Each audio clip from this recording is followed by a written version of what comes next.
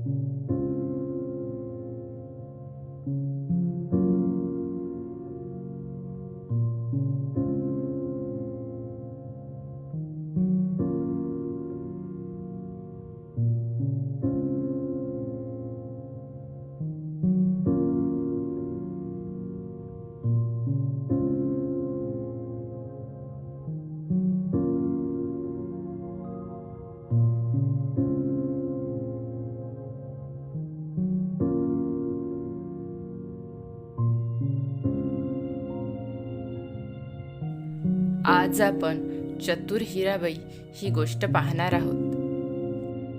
मुलांनो, तुम्हाला माहीत आहे, चतुरपणा अंगी असेल तर आपण अनेक संकटांवर मात करू शकतो, आलेल्या कठीण प्रसंगांना तोंड देऊ शकतो किंवा एखाद्या होणाऱ्या नुकसानापासून आपला बचाव होऊ शकतो.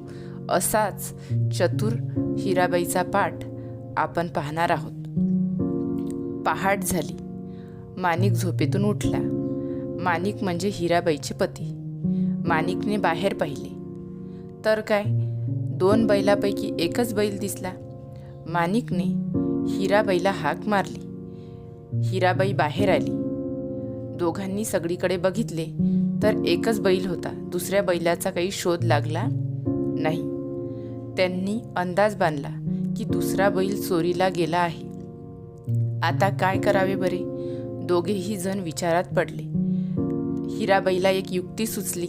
त्यांनी ठरवले की आपण बैल बाजारात जायचे आणि बैलाचा शोध घ्यायचा. माणिक आणि माणिकची पत्नी हिराबाई दोघे सुद्धा बैल बाजारात गेले. सगळीकडे बैलाचा शोध घेऊ लागले. बाजारात जिकडे तिकडे बैलच दिसत होते. अचानक हिराबाई ओरडली, "अहो, हा पहा आपला बैल." चोर सापडला. हा आवाज ऐकून चोर घाबरला. त्याला वाटले की आता आपण पकडले जाऊ, पण त्याने तसे दाखवले नाही. तो म्हणाला, "नाही, हा बैल तर माझाच आहे." दोघे आपसात भांडू लागले, हिराबाई आणि चोर. हिराबाई म्हणत होती हा बैल माझा आहे आणि चोर म्हणत होता हा बैल माझा आहे. हिराबाईला एक युक्ती सुचली. हिराबाई चतुर होती. ती बैलाजवळ गेली आणि तिने बैलाचे दोन्ही डोळे आपल्या हाताने बंद केले. चोराला विचारले की बैलाचा कोणता डोळा अधू आहे हे बरोबर सांग. जर तू का ओळखलेस तर बैल तुझा, आणि तुला जर ओळखता आले नाही तर हा बैल तू चोरी केलेला आहे. हा बैल आमचा आहे. चोर घाबरला. चोर आधी म्हणाला, बैलाचा उजवा डोळा अधू आहे. नंतर गडबडला आणि म्हणाला, बैलाचा डावा डोळा अधू आहे. हिराबाईने बैलाच्या डोळ्यावरील आपला हात बाजूला केला आणि म्हणाली, बैलाचा कोणताही डोळा अधू नाही. बैलाला दोन्ही डोळ्यांनी चांगले दिसते. तू चोर आहेस. तू आमचा बैल चोरला. लोकांनी चोराला पकडले आणि त्या ठिकाणी पोलीस आले.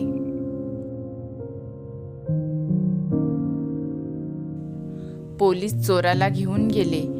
माणिक आणि हिराबाई यांना खूप आनंद झाला, कारण त्यांचा चोरीला गेलेला बैल सापडला होता. माणिक आणि हिराबाई बैल घेऊन आनंदाने घरी गेले.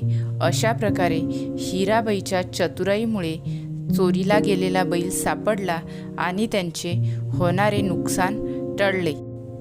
मुलांनो, या प्रसंगात जर हिराबाईने चतुराई दाखविली नसती तर त्यांचा चोरीला गेलेला बैल सापडला नसता.